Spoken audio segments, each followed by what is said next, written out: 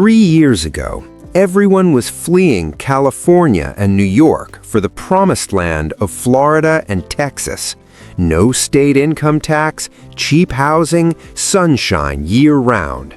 But here's what nobody told you. That dream just became a financial nightmare. In 2025, the Great Migration is reversing, and if you moved to the Sunbelt in the last few years, you might be trapped. A median home in Miami will cost you $320,000 more than the exact same lifestyle in Columbus, Ohio. Not over 30 years, right now, today. The math that made you move, it's broken. The insurance crisis, the property tax explosion, the cost of living surge, it's all hitting at once. And the people who saw it coming are already gone. This is the story nobody in real estate wants you to hear. Let's break down the numbers. I'm breaking this down in 3 rounds, like a championship match. Round 1, the housing cost explosion. Round 2, the hidden tax trap everyone missed. And round 3, the lifestyle trade-offs that'll make you question everything. By the end, you'll know exactly why thousands are packing up and heading back north, or somewhere completely unexpected. Let's rewind. Between 2020 and 2023, Florida and Texas were the winners. Over 1 million people moved to these states, mostly from high-tax places like California, New York, and Illinois. The pitch was simple. No state income tax, lower cost of living, better weather. But that stampede created a monster. When 1 million people flood into cities that weren't built for them, prices don't stay low, they explode. And that's exactly what happened. Round 1. Let's pit 2 cities against each other. Miami, Florida, the poster child of the Sunbelt boom, versus Columbus, Ohio, a city most people have never even considered. The median home price in Miami is $600,000. In Columbus, $280,000. That's a difference of $320,000 for comparable properties. Miami rent for a 1-bedroom apartment averages $26.50 a month. Columbus, $13.50, literally half. Now here's what that means in real life. That $320,000 difference, that's 2 kids' college educations fully paid, or your entire retirement account at age 40, or a 7-figure investment portfolio by the time you're 60. But wait, there's more, because Miami isn't just expensive to buy into, it's expensive to stay in, and this is where the real trap shows itself. Home insurance in Miami averages $7,100 per year. In Columbus, $1,300. You're paying nearly $6,000 more every single year just to insure the same asset. Why? Because Florida is a ticking bomb of hurricanes, flooding, and insurance company bankruptcies. Major carriers like State Farm and Farmers have completely pulled out of Florida. The companies that remain are charging whatever they want because they're the only game in town. And if you're in a flood zone, which most of coastal Florida is, you're paying even more. Remember that 0% state income tax everyone bragged about? Cool. You're spending it all on insurance, and then some. The math doesn't math. Round 1 goes to Columbus by a landslide.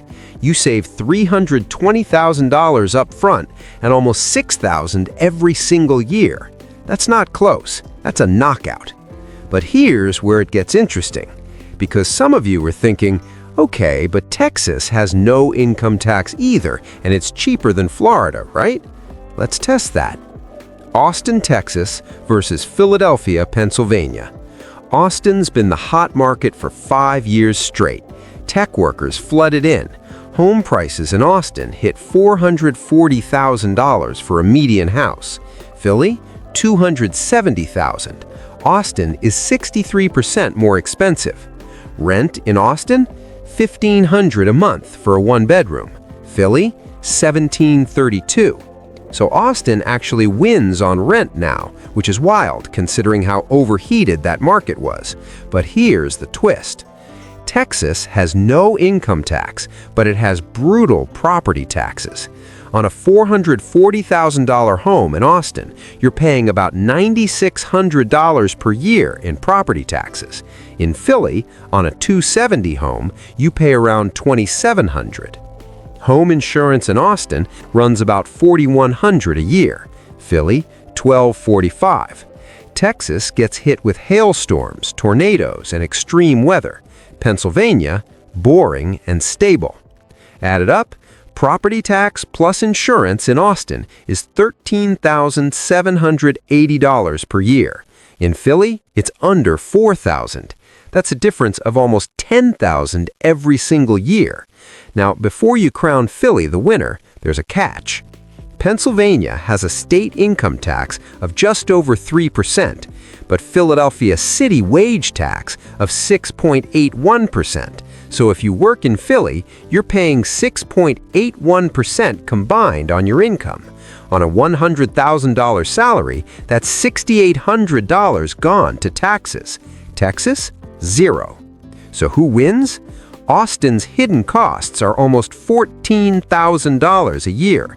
Philly's total hit, income tax plus housing costs, is around $10,700. Austin still loses by $3,000 annually. Round 2 goes to Philadelphia, but barely. The lesson: there's no free lunch. You're paying somewhere. The question is, where you'd rather pay it. Now let's talk about what you're actually getting for your money, because this is where people realize they made a huge mistake. Miami has beaches, nightlife, and year-round sunshine. Columbus has cheap beer, stable weather, and, well, it's fine. Let's be real. If you're 25 and single, Miami is objectively more fun. But if you're 35 with kids trying to build wealth, Miami is a financial death trap. Let's talk about something nobody warns you about: utility bills. In Florida and Texas, your air conditioning runs 10 months a year. Your electric bill averages between $180 and $250 per month. In Ohio or Pennsylvania, $120 to $160. That's another $1,000 to $1,500 a year. Here's the bottom line. Florida and Texas offer lifestyle and tax benefits if you can afford the hidden costs. Ohio and Pennsylvania offer financial stability if you can handle the cold and the boredom. There's no perfect answer. But here's what's clear. The great Sunbelt migration is stalling. Rent growth in Austin and Miami is flattening. Some areas are seeing prices drop for the first time in years.